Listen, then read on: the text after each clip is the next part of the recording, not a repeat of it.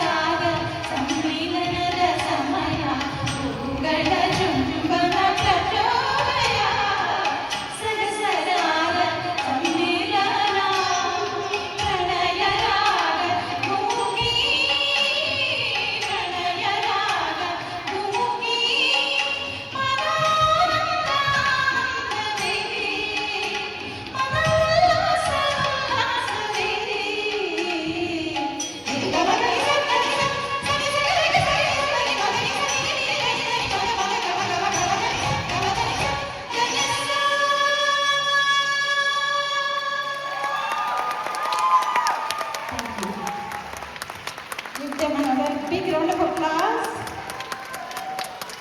ನಿಮ್ಮ ಹೆಸರು ಏನು ಹೇಳ್ತೀರಾ?